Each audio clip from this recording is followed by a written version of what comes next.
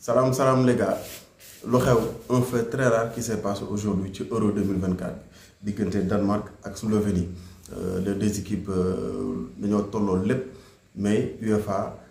fexe na ba départager leen dinañ ci ñëw léegi ma leen di nuyu di leen ziar bu baax di wax ne képp koo xam ne egsi nga ci vidéo bi jot la abonné ci chaîne bi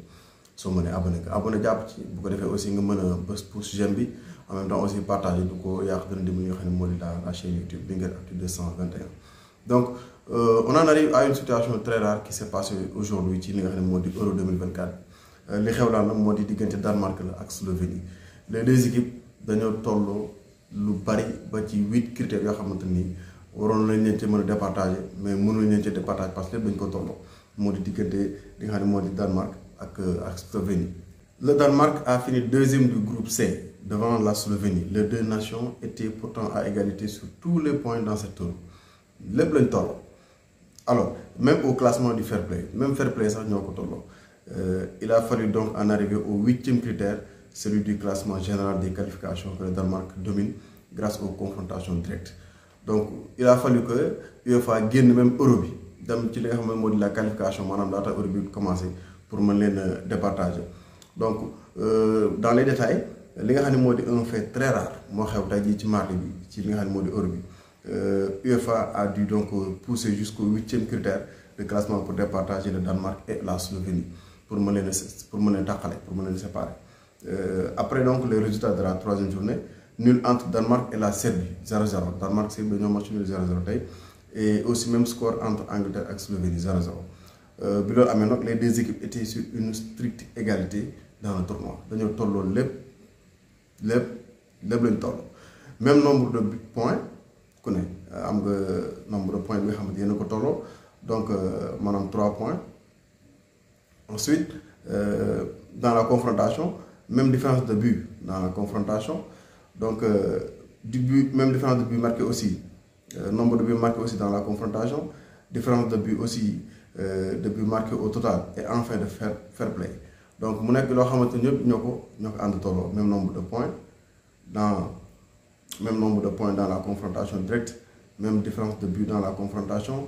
de buts marqués dans la confrontation de différence de but marqués au total et enfin de fair play mu nekk 6 critères yoo xamante ni ba 7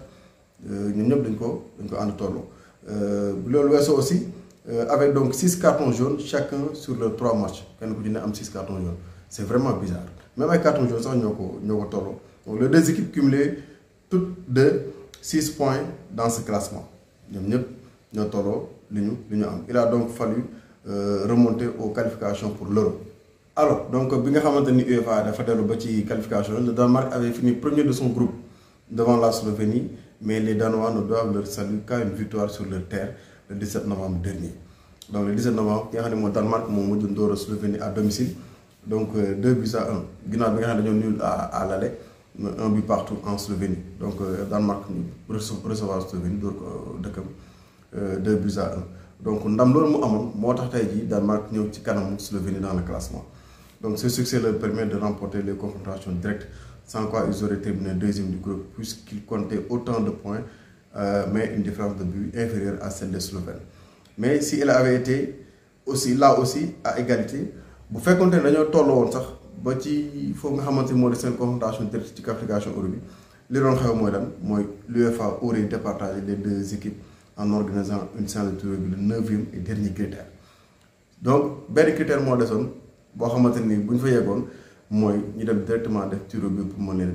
départager moo di Danemark ak Slovénie mu nekk un fait très rare donc heureusement pour le Danemark moom mi nga xamante moom mu jël deuxième ci kanamu Slovénie mais cette deuxième place ressemble à un cadeau empoisonné lu tax mooy puisque le Danemark retrouvera son hôte allemand au tour suivant donc 8e de finale ki nga xam ne mooy Danemark même avec la deuxième place bi nga xam ne moom mu ngi doon këti pour am ko ki nga xam ne moo di Allemagne la war daje ku ne xam ne Allemagne aussi fait partie des favoris de cette Euro. Donc la Slovénie elle moom dafa war a xaar elle devra patienter jusqu'à mercredi soir pour savoir contre quel premier de groupe elle disputera le 8e de son histoire. Pour la première fois donc de son histoire, la Slovénie est qualifiée pour les 8e de finale également de cette Euro mais moom day xaaroon mercredi ci ngoon mu door a mën a xam kan mooy nekk adversaire am ci 8e de finale yooyu. Voilà donc loolu leen doon expliquer ci li nga xam ne moo di une situation très rare qui s'est passée aujourd'hui dans cette Euro 2024. indi loon donc ñu leen di gërëm baax di ñaan ngeen abonné aimer la chaîne partager aussi les vidéos dinañ dikkaat incha allah ci yeneen vidéo pour un peu vous résumer les classements de tous les groupes, également les matchs des huitièmes de finale ci li nga xam ne moo di Euro bi incha allah aussi ci Copa bi aussi dinañ ci def ay vidéos pour vous expliquer les résultats et tout ce qui concerne incha allah donc ces compétitions sportives jërë ngeen jëf.